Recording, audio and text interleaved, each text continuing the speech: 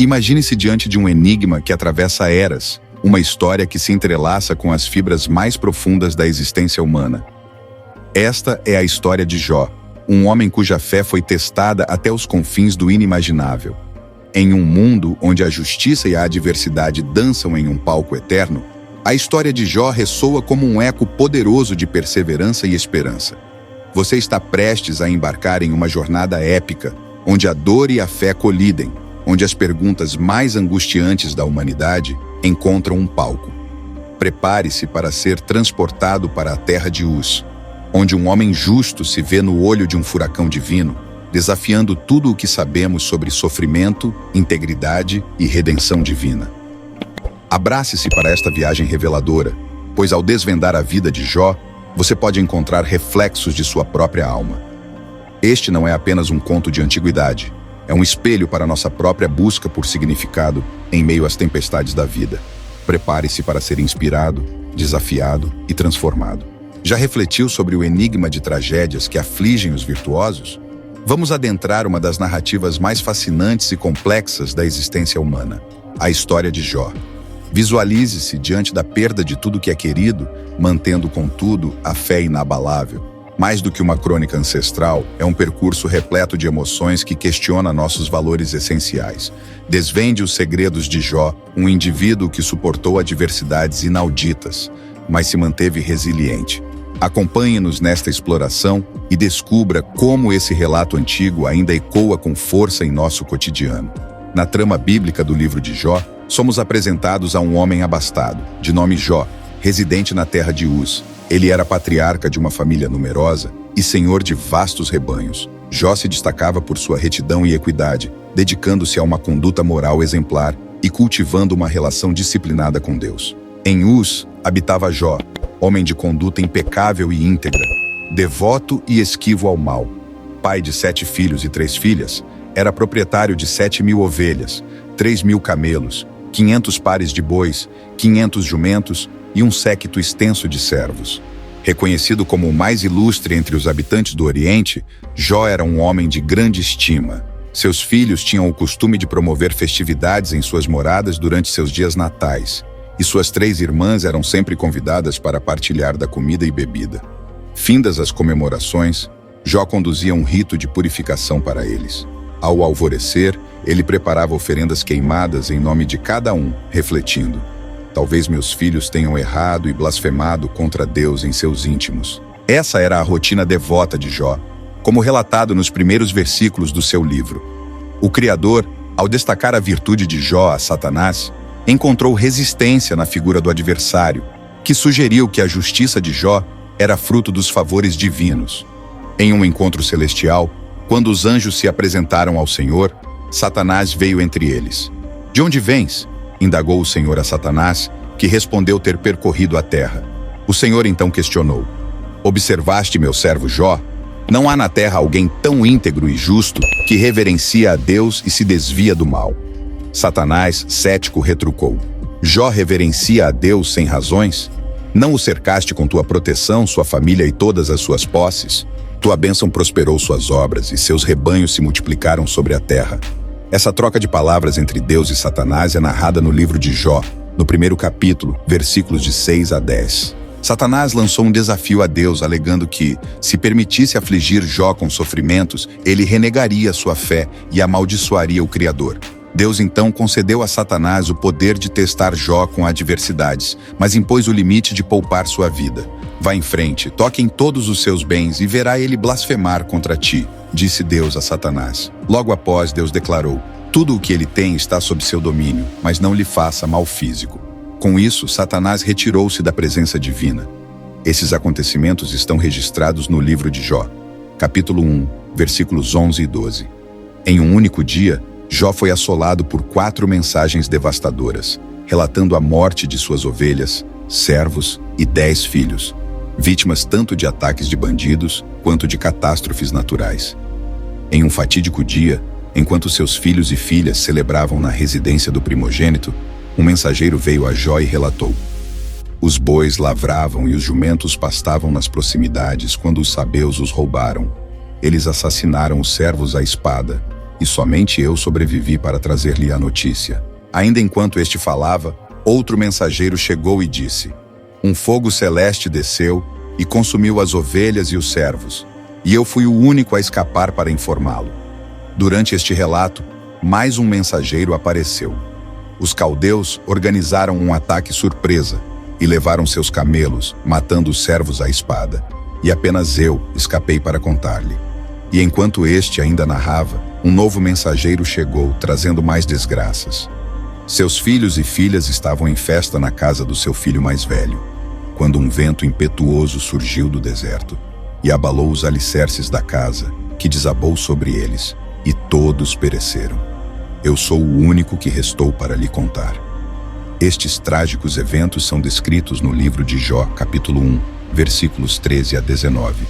Em meio ao luto, Jó rasgou suas vestes e rapou sua cabeça, mas ainda assim prostrou-se e adorou a Deus, proclamando: nu vim ao mundo, e nu o deixarei. O Criador abençoou e recolheu. Louvado seja o nome do Altíssimo.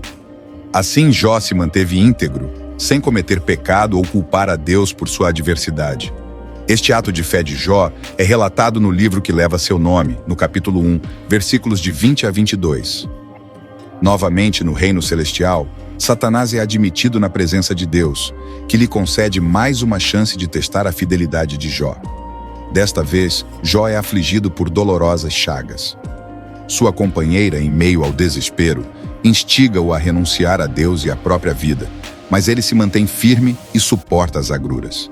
Duas narrativas se entrelaçam com maestria, uma no plano divino e outra no terreno. Os eventos terrenos são reflexos dos celestiais, tal qual uma guerra na terra segue um embate nos céus, conforme descrito no livro do Apocalipse. Elifaz, Bildade e Zofar, os três companheiros de Jó, vêm ao seu encontro para oferecer consolo. Eles permanecem ao seu lado em silêncio durante 7 dias, honrando seu luto. No 7º dia, Jó rompe o silêncio e inicia um diálogo onde cada um dos presentes expressa poeticamente suas angústias. Jó lamenta o dia de seu nascimento, contrastando a existência e o fim com a luz e as trevas. Jó ansiava por nunca ter vindo à existência, preferindo que o esquecimento eterno tivesse acolhido o dia de seu nascimento, pois via na vida um acréscimo à sua dor. Elifaz, por sua vez, apontou que Jó, outrora um consolador, agora reconhecia sua própria alienação em relação ao sofrimento alheio. Ele sugeriu que as tribulações de Jó eram consequência de falhas ocultas e o aconselhou a buscar a graça divina. Bildade e Zofar ecoaram a ideia de que Jó deveria ter errado gravemente para incitar a correção divina, instando-o a provar sua inocência. Bildade insinuava que os filhos de Jó haviam atraído a própria ruína, enquanto Zofar sugeria que Jó, se culpado, mereceria um castigo ainda maior. A cada acusação, Jó reagia com crescente exasperação, chegando a denominar seus amigos de curandeiros incompetentes que disfarçam sua inaptidão com falsidades, conforme narrado no livro de Jó, capítulo 13, versículos de 1 a 4. O que vocês sabem, eu também sei. Não estou abaixo de vocês. Mas meu desejo é argumentar diretamente com o Todo-Poderoso, apresentar minha causa a Deus. Contudo, vocês me caluniam com falsidades. São nada além de curandeiros sem valor. Jó se indagava por que Deus julgaria as pessoas por suas falhas quando poderia simplesmente corrigi-las ou perdoá-las. Ele se mostrava perplexo diante da possibilidade de um mortal satisfazer plenamente a justiça divina, dada a insondável natureza dos caminhos de Deus. Os seres humanos, com suas palavras, não têm o poder de persuadir Deus. A onisciência divina é imune a enganos, e Jó reconhece sua própria limitação em compreender-se plenamente, quanto mais defender-se diante do Criador. Ele almeja um intermediário entre si e Deus, para evitar a condenação ao Sheol, o reino dos mortos. Jó sustenta a crença de que existe no céu um Redentor que testemunhará sua retidão, conforme expressa: eu sei que o meu Redentor vive e, por fim, se levantará sobre a terra. E ainda afirma: minha testemunha está no céu, meu defensor nas alturas.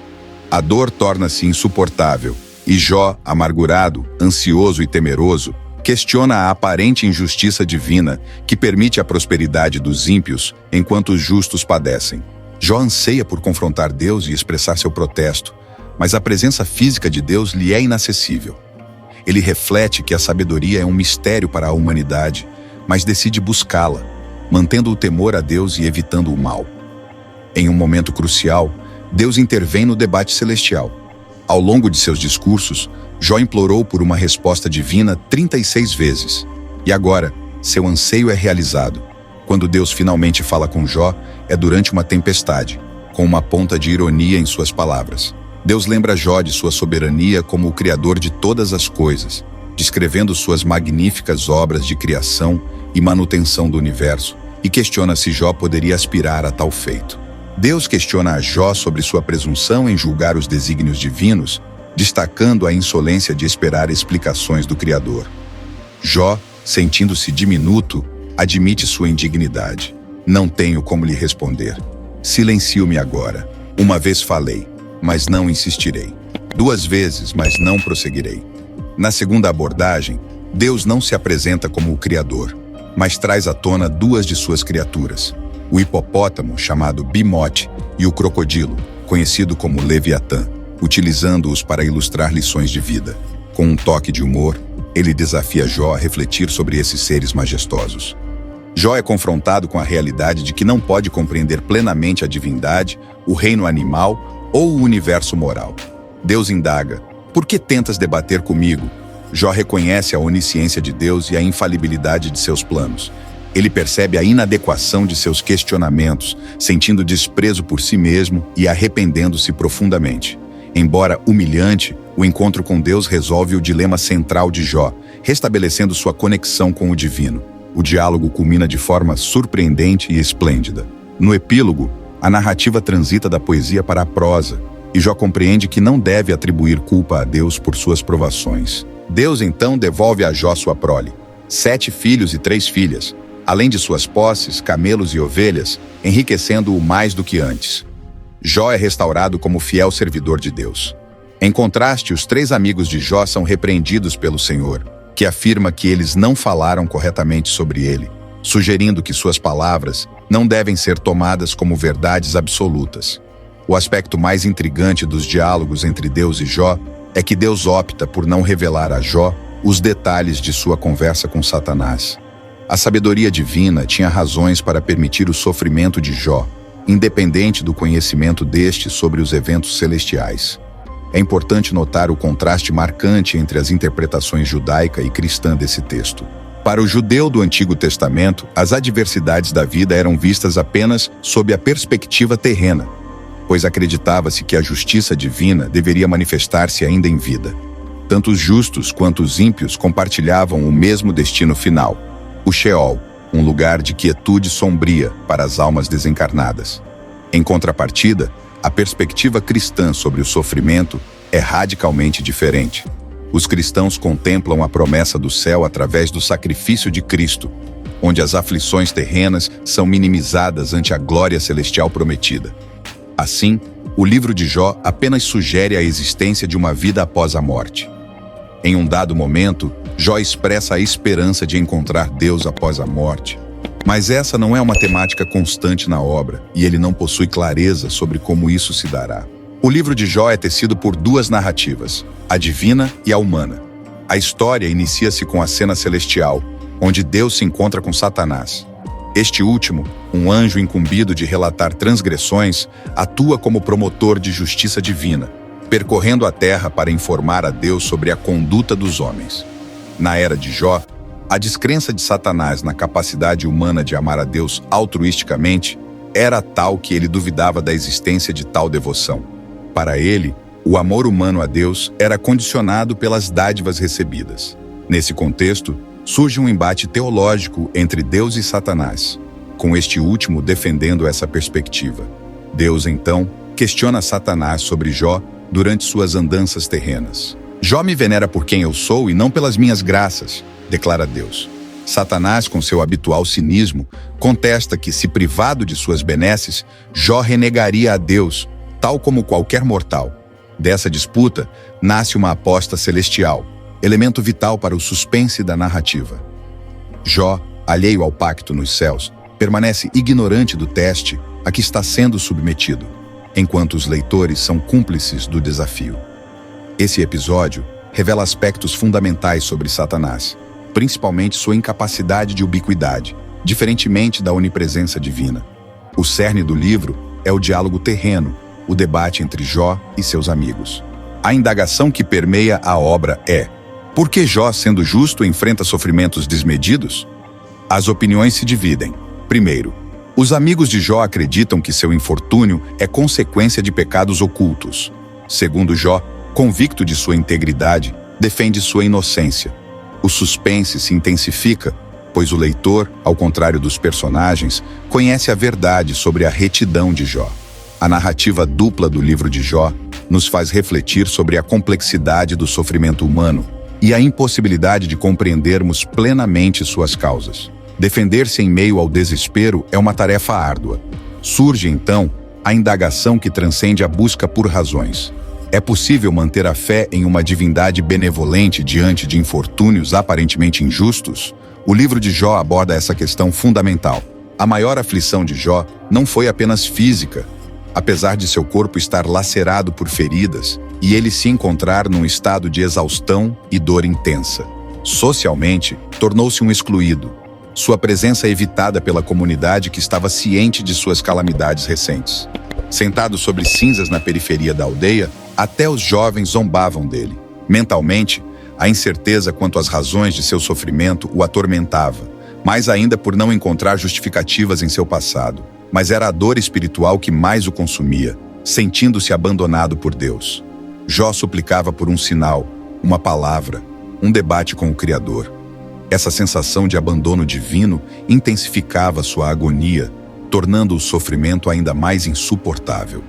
Quando Jó finalmente teve a oportunidade de dialogar com Deus, o desenrolar não foi o que ele esperava. Na perspectiva cristã, a história de Jó é frequentemente interpretada à luz do Novo Testamento. Deus consentiu que Satanás induzisse a morte de Jesus na cruz, momento em que o próprio Messias questionou: "Meu Deus, por que me abandonaste?" Tal como ocorreu com Jó, Deus manteve o silêncio, não oferecendo explicações. Isso pode indicar que mesmo o Filho de Deus, em meio ao ápice de sua agonia na cruz, sentiu-se distante do propósito de seu sacrifício. Para os cristãos, a existência não se encerra com a morte. As adversidades e o sofrimento não necessitam ser plenamente compreendidos ou resolvidos durante a vida terrena. Curiosamente, na versão grega do livro de Jó, há um versículo adicional que profetiza a ressurreição de Jó junto com os redimidos pelo Senhor. Essa promessa de ressurreição reforça a crença na vindicação final de Jó. Os cristãos professam que Jesus retornará para realizar o juízo final, avaliando tanto os justos quanto os injustos. Imagina-se um tribunal celestial, onde Cristo, na posição de juiz, avaliará cada indivíduo segundo suas ações terrenas. A esperança de Jó está à beira de se materializar. A equidade divina será manifesta perante toda a humanidade, num ato público de reivindicação da justiça. Acabamos de mergulhar nas profundezas do relato de Jó, uma odisseia de crença, adversidade e salvação, que emociona e desafia o entendimento. Se este relato despertou sua curiosidade, inspiração ou dúvidas, saiba que ainda há muito por desvendar. Cada relato que trazemos é um convite para introspecção e uma nova visão sobre o mundo que nos cerca. Não fique de fora dessas incríveis jornadas de exploração. Junte-se a nós agora. Deixe seu like se esta história ressoou com você e conte-nos nos comentários seu impacto. E lembre-se de compartilhar este conteúdo com alguém que, assim como você, tem paixão por explorar os enigmas da existência e da fé. Sigamos juntos nesta viagem de descobertas e inspiração. Grato por estar conosco e até nosso próximo encontro.